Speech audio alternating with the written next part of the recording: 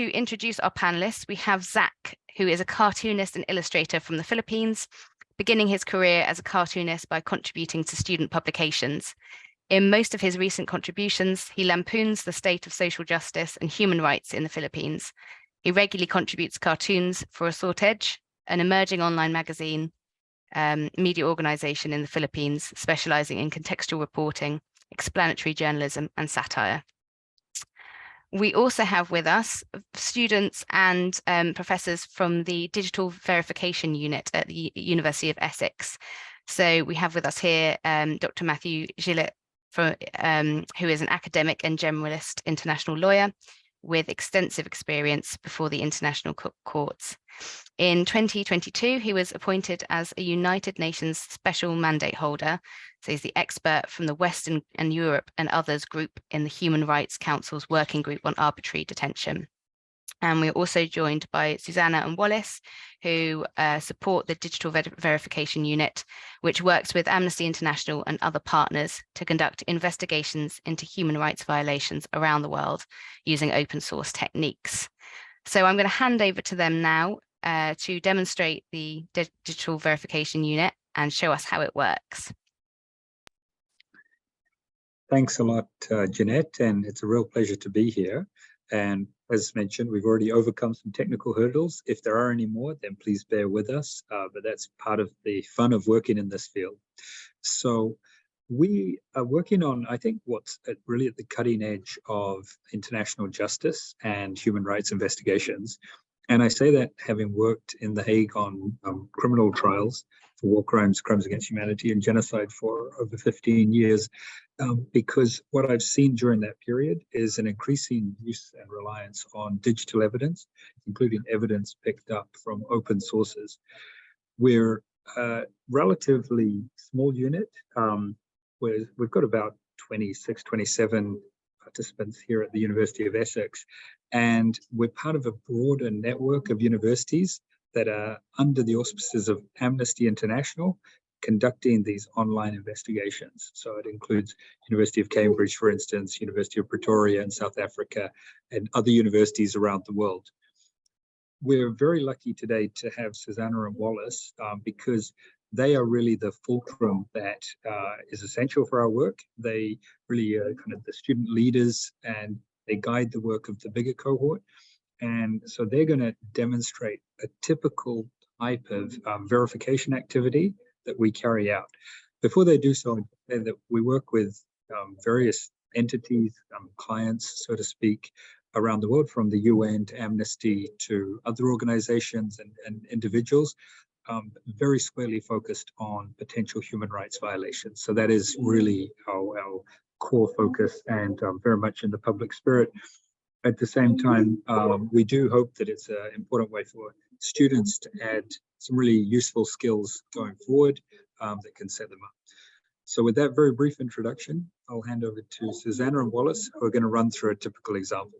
Thanks. Thank you, Matthew. So yeah, Wallace and I will show you a verification of a video we verified for a project that we worked on last year. I'm gonna play the video now, and at first I will share my screen and then I will play the video. I hope you can all see that. And also you should be able to hear the video, so in case you don't, let me know. And after the video, we will walk through all the steps involved in the verification process. Solidarity forever, solidarity forever. We shall always fight for our right. Let us go, let us back, let us go. Over conscious point. Are you there? Are you there? You dey fear? You dey fear? You dey fear? Let us poo-poo. Let us pee-pee. Let us poo-poo. Let us back. Let us back. Okay. So usually how our workflow looks like is that we either find or receive a footage like this with information saying, for example, in the case of that video, that it shows protesters protesting at the Lekki toll gate in Lagos, Nigeria. in October 2021. And with that information, what we have to do is that we need to verify the location, the date, and what the video shows to make sure that it's accurate and it's actually valid evidence. So I will walk you through geolocation and chronolocation, which is essentially verifying the location and the date and time. I'm gonna share the screen again, and hopefully you can see my presentation. Awesome. So geolocation consists of finding the exact coordinates of where the video was shot to confirm the location of the video. And the way we do it is we look for keyframes from the video which have buildings or elements of infrastructure that are very easy to distinguish. So in the case of that video, we have this line of trees in the background marked with red, we have the gate marked with yellow, and we have the road sign marked with green. And having those elements, we go on Google Maps or Google Earth Pro, search for the location we're given, in that case, Lekki Tollgate in Lagos, and look whether using satellite imagery or Street View, if that's available, we look for these elements on that at that location. So if we go to Lekki Tollgate Street View, we can see the trees, we can see the gate, and we can see the road sign. And we repeat that process to find as many elements as building as possible.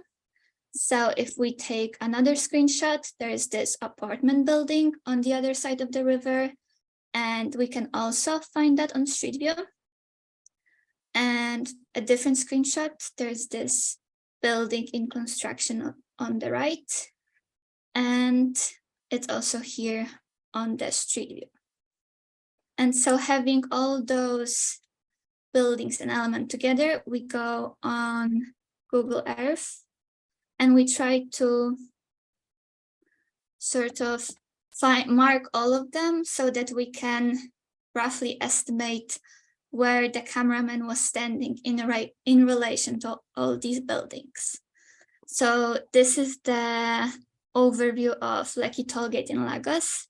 If we zoom in a bit, we can see this part and we can see the trees, the gate, and the road sign, which is exactly what we saw in the first screenshot.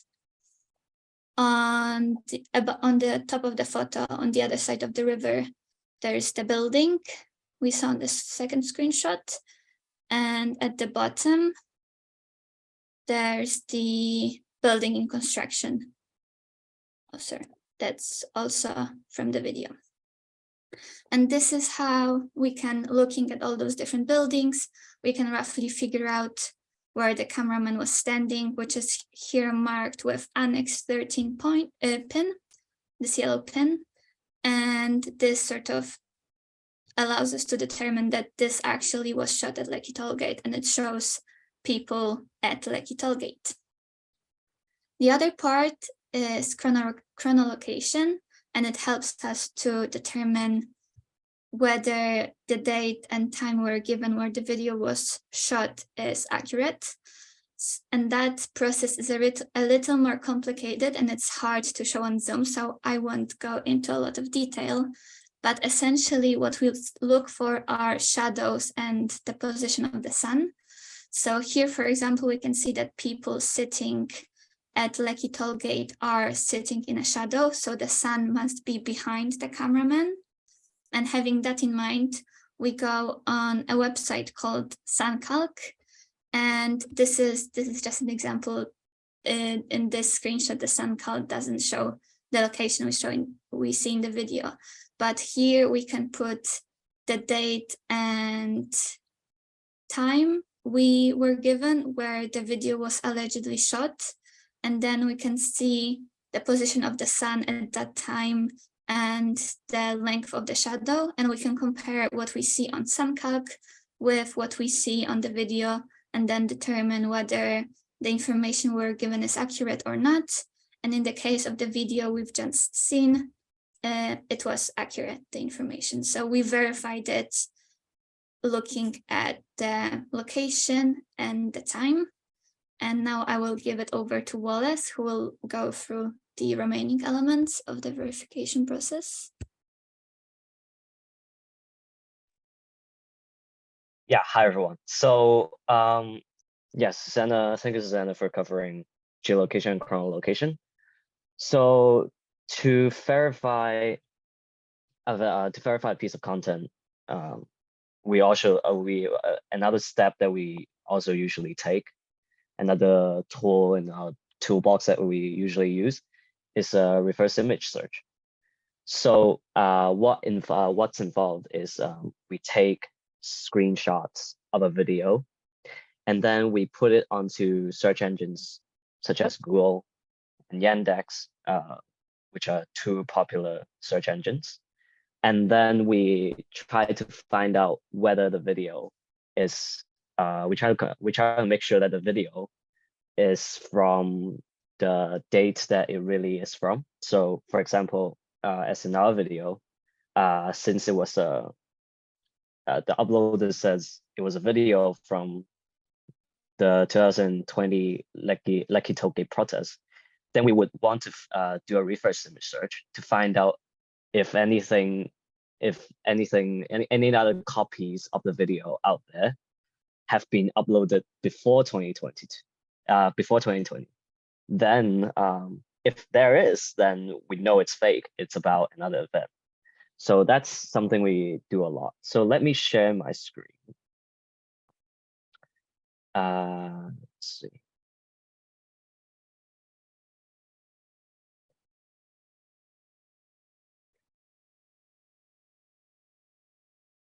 Okay, so, all right, I hope the screen sharing is working. So what we use a lot is this tool called Invid. So in here, Invid is a Google Chrome plugin.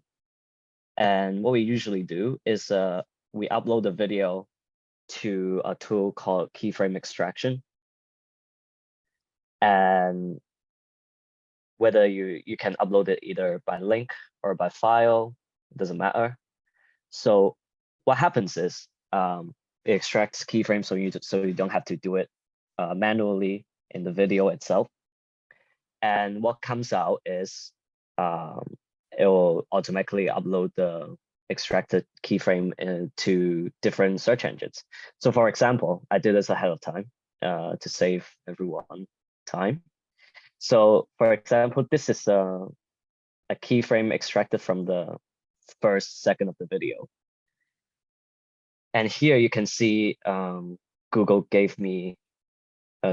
returned me a bunch of results. Sorry.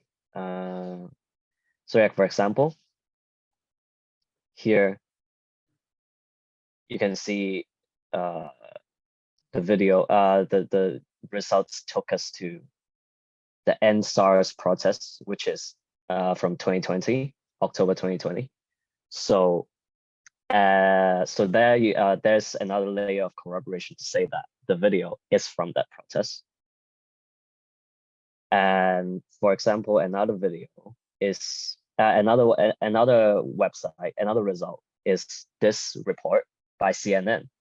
So another source also says that the video was probably taken at the Lekki protest in 2020. So so yeah, that's how we use reverse image search to find out whether a video is fake or not. Now there are instances where we do run into videos that are from other events from the past. So here I will show another video. So for example, this is a video from Bangladesh, and the uploader says it's about the recent protest against high-priced fuel in 2021. So we could take a look.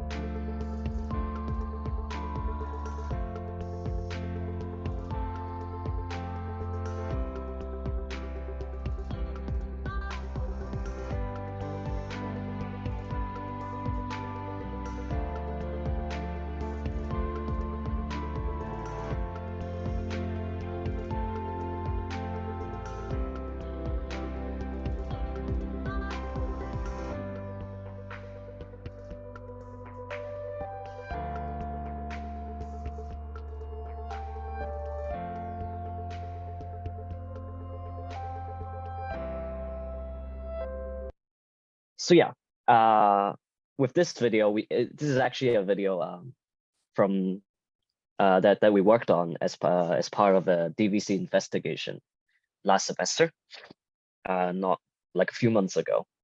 And if you go through geolocation, it'll tell you that the video, all the clips in this video are probably filmed. They are filmed in Bangladesh. But if you go through reverse image search, what ultimately turns out and what we ultimately found was that it was a video recycled from a 2013 protest in Bangladesh. It was 8 years old. So here's, through reverse image search, this is how we found out that it was, we were led to this fact-checking piece from Reuters. So here the article is talking about the exact same video, 2022 field protests, but it dates to 2013. And here, so yeah, this is how they did it. A reverse image search shows that the video is not related to the 2022 demonstrations. It can be traced back to May 2013, a protest against blasphemy law in Bangladesh. If we click the link,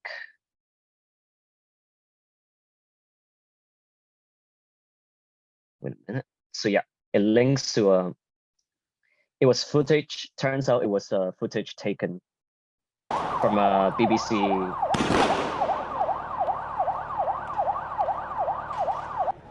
So yeah, it was footage taken from a BBC report back in 2013. So that shows you the importance of confirming a piece of content with reverse image search to make sure that you're not being fooled by misinformation when you do your reporting or your investigation. So yeah, that's how that's reverse image search. That's how we work with our content. And also after geolocation, after reverse image search, we also look at more contextual elements to really confirm that we're looking at an authentic piece of content. So if we go back to the example, that Susanna first mentioned, the Lekki Tollgate video, I want to play that again. So besides the buildings and background behind them, and also besides the shadows, the current location, and the reverse image search results, there are also other clues in the video that you can catch. So I will just play a short part of it. We shall always fight for our right. Let us go. Let us back. Let us go. Over cautious point. Let us go. All right. So yeah. So if you listen closely just now, they sang a popular chant, "Solidarity Forever," which, if you looked into it, that's a popular chant that was used by End SARS protesters back in October 2020. So that's one element that further corroborates the story. The second thing, as you can see on the screen right now, someone's holding up a #5for5 slogan, as you can see on the bottom right-hand corner. So that's another thing, another slogan that was probably used back then as well. And so we look for these details in the video, in the piece of content. And so when everything's combined together, the geolocation, the visual and audio cues, the reverse image search results, then we can confidently say that this piece of content that we receive is about the Lekki Tollgate protest, and then we can begin to analyze it and build a case or build our efficacy off of it. So yeah, that's our process. I was just going to add a couple of words to say that the examples, and thanks so much, Susanna and Wallace. I mean, the examples shown are relatively clear cut. You know, once you see the results, it speaks to a certain degree for itself, even in a short presentation. It does take more work to prove that. So this, in the Lekki Tollgate case, it was for a legal filing to a court, an ECOWAS Court of Human Rights. But then one of the issues was a lot of the videos, sorry, there's a little bit of noise here. A number of the videos were at night, much later in the protest of that day. And they were in some ways more important because they had victims and shots and other aspects. So there was a meta level of comparing common elements across videos. Some of those were very short. And it can come down to a victim with a particular injury and a particular ripped clothing that you can see a continuity from video to video. So you really have to build it up in a sequential approach. Start with the really solidly founded ones, as Susanna demonstrated, where you're very clear about the location, and then get the timing. And you can also look at other news sources, Twitter feeds, etc., to be very sure of the timing, and then build up to those more difficult ones. So really you can do things as a package. And at the same time, if there are videos, and there were one or two that we're not totally confident ourselves, we suspect that they're from the same sequence, but we're not completely confident verifying. We don't hesitate to say, no, we can't verify that. So yeah, that's a typical type of example, but in many cases, we also do the searching for videos and images and other media ourselves. So teams will go out and start running searches on Twitter, Telegram, etc., to gather the contents. So unless Susanna and Wallace, if you want to add anything, go ahead. But thank you very much for that. Maybe I'll just add that the video we are very lucky to have street view in the video we've seen, because a lot of footage we deal with is from places that don't have street view. So these are a lot harder, not are a great example to use in a presentation, but often we spend a lot of time looking at satellite imagery only at the top of the buildings, or looking for shapes that are similar if there is no street view for that. Thank you so much. That was really interesting. And I think it's really nice to have a demonstration of those tools, because at Media Defence, we're always very pro those sort of the skepticism that people need to approach images and text with as a way of filtering disinformation and misinformation that is really common across the internet now.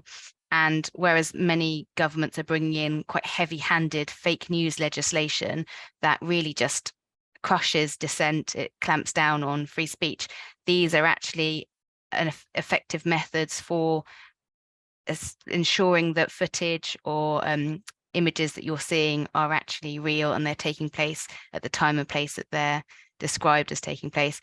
And I think that brings us up quite nicely to Zach now, because we often see cartoonists being prosecuted under fake news legislation, even more commonly across sort of sedition and contempt and rebellion. So if we make sure that the laws that are in place can protect people from disinformation without then crushing free speech, we think that's really important. So I'm going to pass over to Zach now, who's going to talk a little bit more about the risks he faces as a cartoonist and the importance of his work.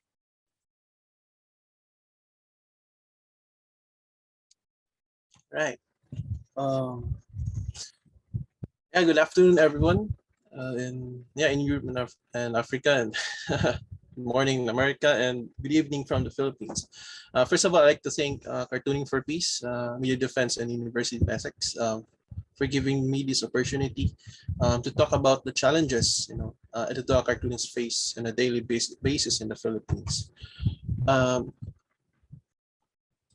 you see my slides moving? I can, yeah.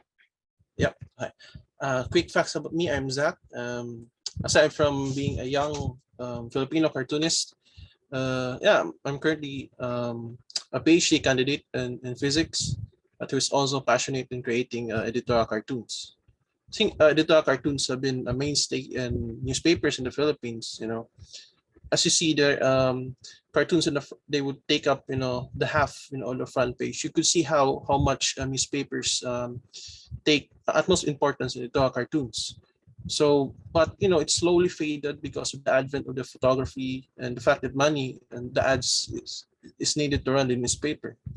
So, but there's still a fixture in op-ed pages. Fast forward to 1970s, cartoonists from this classic from Easy Izon, one of the greatest post-war editorial cartoonists, who bravely depicted martial law. The time when the Filipinos were deprived of civil liberties by Ferdinand Marcos Sr., the father of the current president. During this period, the publication of editorial cartoons that are critical or criticize the government were cut short because the respective publishing companies were shut down by the president. Democracy and critical editorial cartoons in newspapers were restored thanks to the historic 1986 People Power Revolution.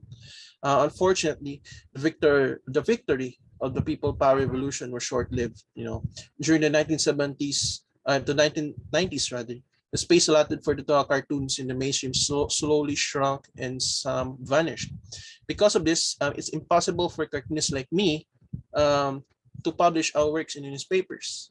So there are many factors that contributed to this, like the decline of the print newspaper readership, the self-censorship due to the worsening state of press freedom, and the emergence of social media. However, it can be observed that cartoonists nowadays, utilize social media to publish editorial cartoons.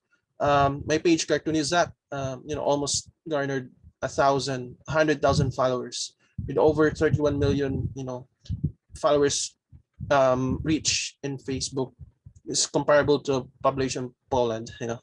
But majority of our followers, came from the age range of 24 years old below.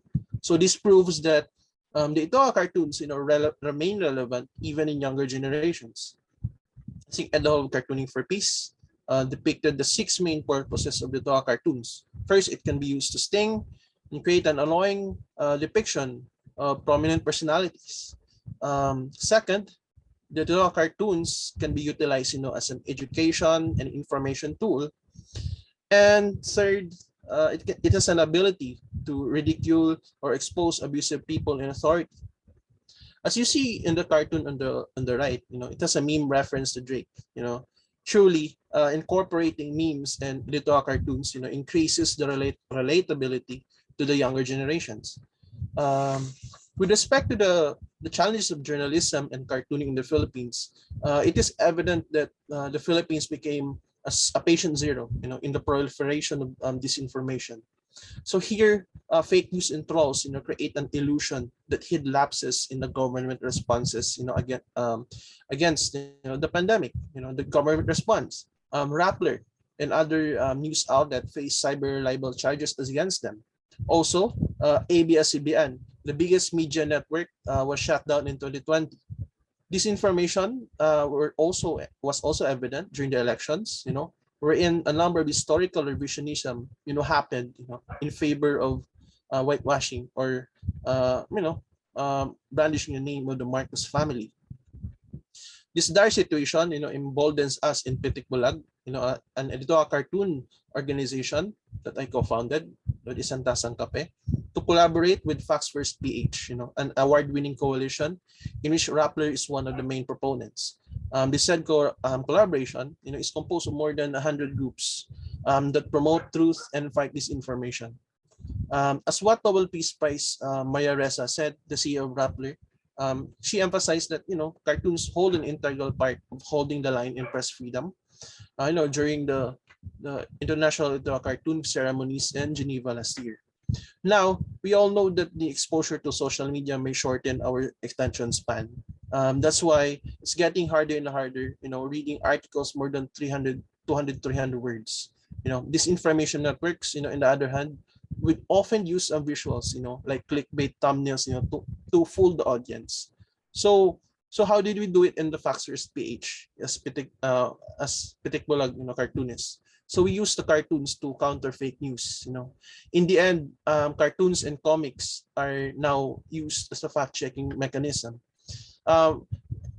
on the process of creating political cartoons, it's the news organizations that provide us with the content. So the research are not done by cartoonists themselves, but also with the with those news organizations. So it kind of creates our workload lighter. So we just draw the cartoons.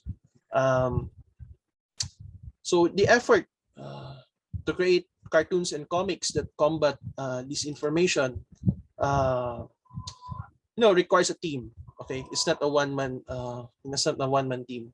Okay, so we are composed of cartoonists. With most of them came from Cartoon Movement and some members of Cartooning for Peace. Since the start of the partnership in March of last year, we have created almost 200 cartoons in the Facts First PH coalition. The scope of our cartoons, tackles disinformation and even historical revisionism. You can notice that we use native languages in our labels and talk balloons aside from the English language, to make them more understandable and more interactive with the target audience. Using the art to fact check is effective because art can greatly evoke emotional responses, something that text-based articles often find hard time doing it due to the shortened attention span and the social media algorithm. So this statement is supported by data, it's backed by data. Aside from news, faith, and activist communities, the art communities like Pitik Bulag are actually one of the main proponents that amplified the efforts in helping truth to prevail. So by the way, huge shout out to the Facts First PH research team for allowing me to show this visualization. Okay. Back then, when cartoons get published in newspapers, so it would take often, a few days before cartoonists get feedback on their work, through the letters to the editor.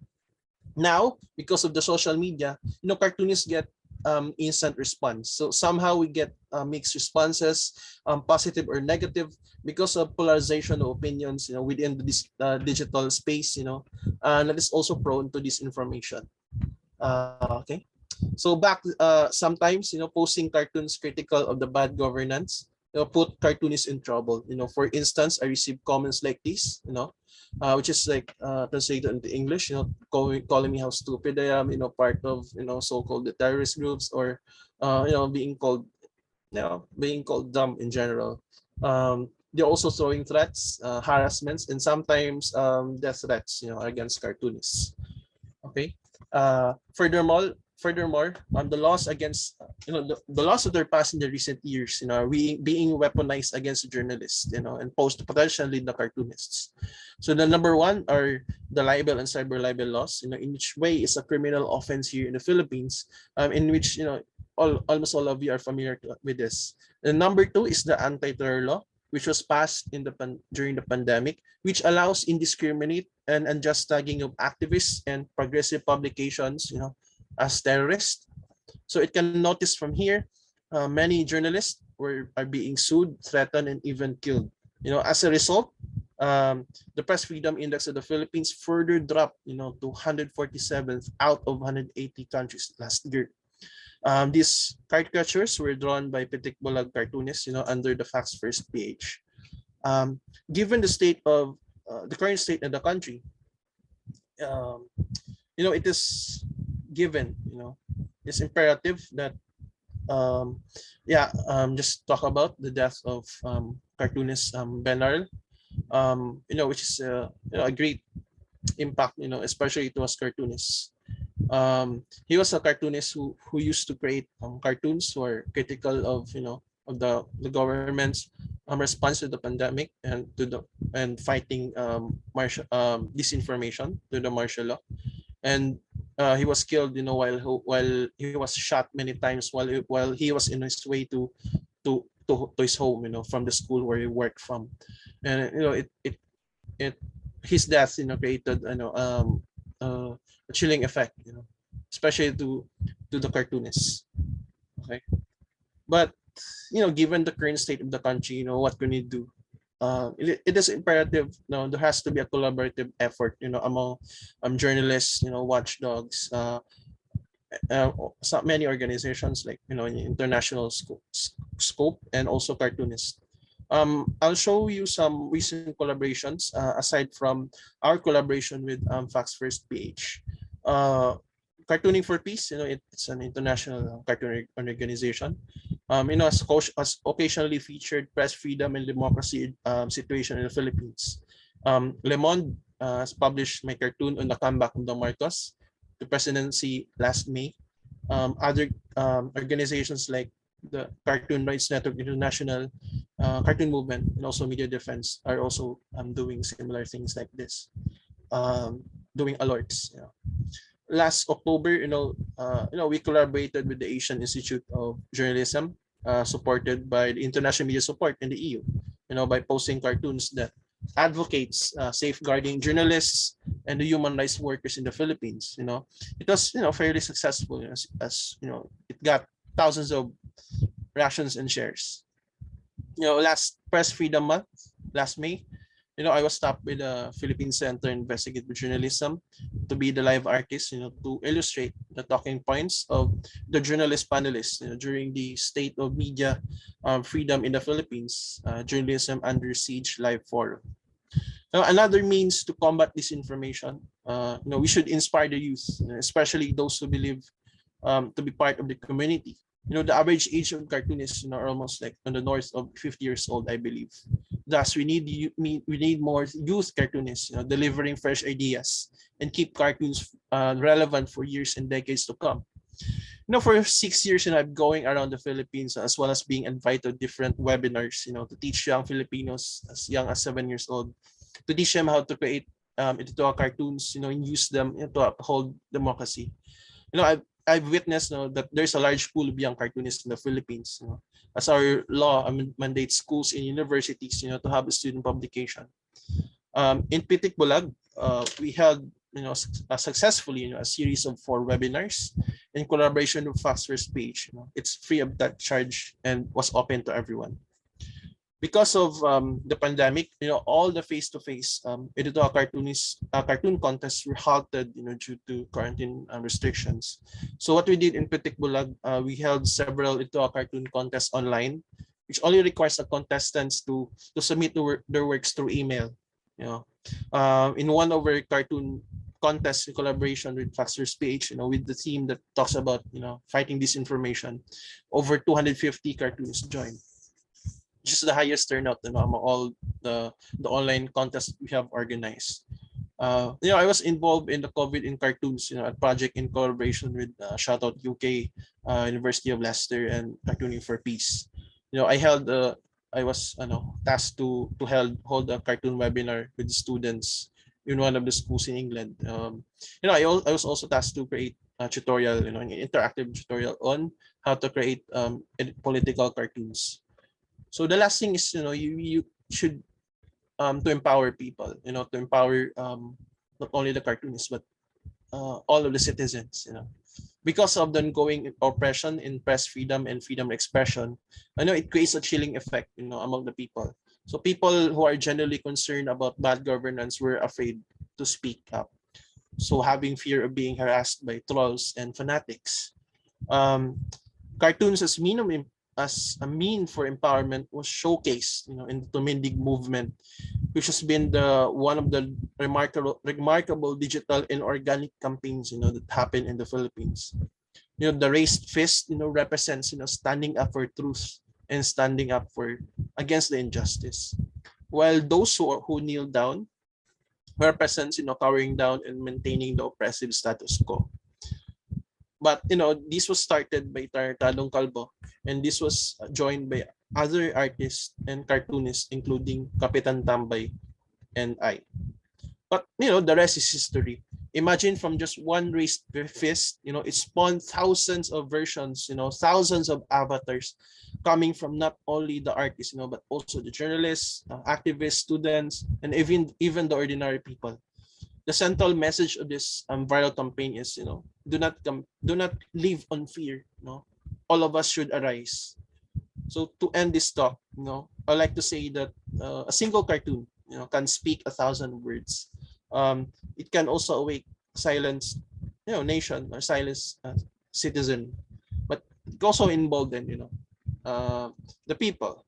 So when the democracy is threatened, indeed, cartoons will be there to hold the line. For those who want to ask the questions not covered with open forum, you may send an email or type it on the Q&A on our Zoom chat. So yeah, thanks for listening. Thank you so much, Zach.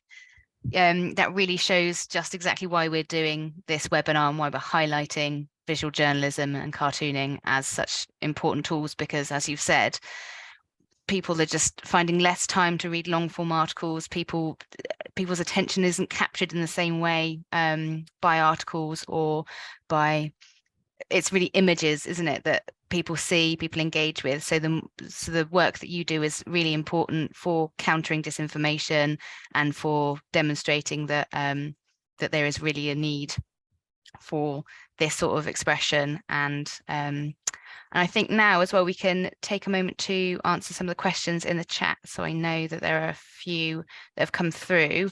So for the students and Matthew for the digital verification unit, Diana has asked, which tools do you recommend to look for deleted publications on social media? So, hi, yeah, I can answer that. So currently, I don't think there are any tools to look for removed content on social media if it hasn't been, if there isn't a copy that was backed up before. Now, there are ways to preserve a copy of social media content. So, for example, Internet Archive, that's a famous one. So what you do is, hopefully, before something got removed, you went to Internet Archive and saved the screenshot of the piece of content on there. And of course, you can also download a copy of the video yourself and preserve a screenshot of the web page yourself. And this is actually a step that we sometimes take on our DVC investigations too. When there are content, especially when we're monitoring situations that are ongoing and there are risks that the authorities may take down, or the platforms themselves may take down the content which are especially graphic or sensitive, or they may incite violence. There are all kinds of reasons that these kind of content get taken down. So hopefully the best practice, and really the only way to ensure that something stays preserved, is to do it before it gets removed. Once it gets removed, there are no technical means currently, I don't think so, to recover these kind of content. You can, what organizations have been doing, it's to appeal to the social media platforms themselves, and hopefully the platforms will listen and restore the content. It has happened before. So for example, the Syrian archive has appealed to YouTube when YouTube in 2016 removed a lot of videos from the Syrian civil war back in 2011, 2012. Removed a lot of videos from its platform. And so Syrian Archive, the organization, worked with YouTube to restore a lot of those content. But again, these kind of efforts are ad hoc. I don't think any platforms have really established means of appeal for every individual user. So really, and this is a huge problem, and a lot of organizations have been, in recent years, have been talking to platforms and advocating for means of preserving copies of these kind of evidence or these kind of content on social media platforms. And but yeah, hope that answers your question. And then I'm going to move on to the next one, which is the process of image and video verification looks resource intensive. Is this feasible for smaller newspapers or news agencies at a local level in developing countries? I think maybe I'll pass that one over to you, Matthew. Yeah, the answer is it's how long is a piece of string? Yes, it can be very intensive, particularly if you're conducting verification for legal submission going for a court. But it can also be a relatively quick step if you just want to conduct, for instance, a reverse image search based on something you've received, and you want to double check that it doesn't immediately pop up. Now, obviously, that's going to have less certainty than if you conduct all the different steps, but it's a quick and easy way of filtering out any sort of obviously fake images or fakely presented images. So I would say it's not a all or nothing type of approach, and some of those steps can help. At the same time, I think that the means of, let's say, misdirecting media organizations are getting more sophisticated. So it unfortunately may become more resource intensive as time goes on, particularly if there are quite sophisticated actors. And I think we're starting to see that in relation, for instance, to the conflict in Russia and Ukraine at the moment. So these skills are very important, but by building up your awareness of these things, then you'll be in a good position to then build on those skills over time as it comes up. And yeah, if you have questions, of course, we can be contacted, and we always like to help, particularly if there are entities that don't feel like they have that specialized skill, and if there's a really important project that they're working on, we're always open to see what we could do. Thank you. The next one is from Diana, and she asks you, Zach, how are you currently protecting your rights, the rights of your work as a cartoonist, and protecting it from tampering? Yeah, that's a good question. That's a good question. I think I'm a bit lax, when it comes, when someone would share my work, and just upload my cartoons somewhere else, somewhere, some page that they like, as long as they would give me a credit, for it. But I would qualify it as a tampering, when someone would, I think, to be honest, I don't mind my cartoon being posted without permission, but when the cartoons, when my cartoon gets published, without credit, or the cartoon was maliciously modified or revised, altering the message in a very, in a malicious way, I think what would I do? Is just just to call them out through the comment section. Before I would escalate it to the Facebook, because Facebook has this the copyright form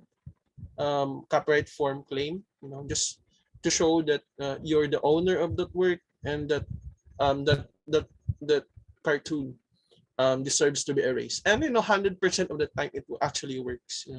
The Facebook would remove the tampered cartoon. That's one of the measures that what I usually do. Thank you. Thank you. And a question really for both of you. I wonder, we're seeing increasingly in the news how quickly AI is advancing, and I wondered whether you saw any implications for your work at the DVU, but also maybe for you, Zach, are you seeing implications for other artists where their work is being basically appropriated by AI? I was going to say, Susanna and Wallace, do feel free to jump in as well. Sorry, Zach, I'll just say that it's hard to know because you don't know what you don't know. So maybe there are things going through. I suspect not yet.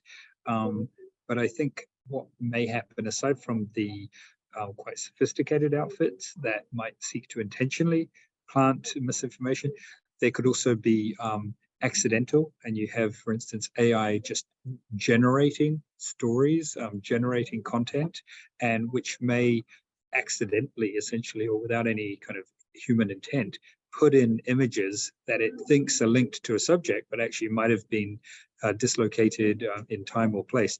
So I think that will actually, and that could actually be more voluminous than this sort of intentional work, which takes quite a bit of effort and exposes the people doing that to discovery themselves. Thanks. Yeah. Aside from what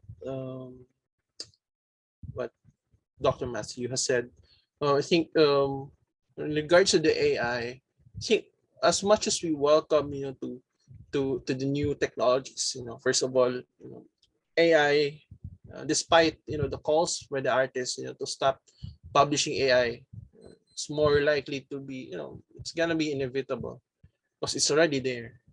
But what I'm exactly afraid, or what I'm exactly makes me worry, is that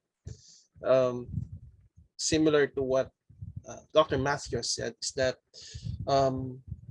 these information networks, with just a prompt of using the keyboard, would try to create the cartoons in your style, using the style that you make, to create a malicious, or to create misleading, or the cartoons, containing this information. And I think I can see in many of the Twitter videos, demonstrating this one. And yeah. So in a nutshell, I'm very I'm just worried that the cartoons, will just using AI, will just complicate, our fight against disinformation. Thank you. Right, well, that's the end of our questions, and I think that's probably a good time to wrap up. So I just want to thank Susanna, Wallace, Matthew, and Zach. Thank you so much for your time. It was really interesting, and I'm hoping that this was a good way of exploring the importance of visual journalism, of cartoons, of photojournalism and video journalism, for really bringing lots of stories to life. Often they're a really effective way of showing people the different events around the world, and it means you don't need to understand the local language. You don't necessarily need to have first-hand experience there to really see what's happening.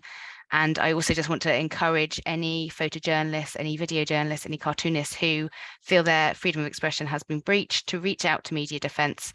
We work regularly on these cases. We have easily a dozen a year where we're working with photojournalists or cartoonists. Most regularly, I think the most common type of case that we see is people trying to film or record ongoing protests. That seems to be a really quite a dangerous activity, really, around the world, particularly in places like Russia now and Azerbaijan. So I do really want to encourage anyone who feels that they need our help, please do reach out. We offer free we provide financing for your legal fees, and we provide substantive support as well with those cases. So do apply for support, do reach out to us if we can be of any help. And thank you once again to all of our panelists.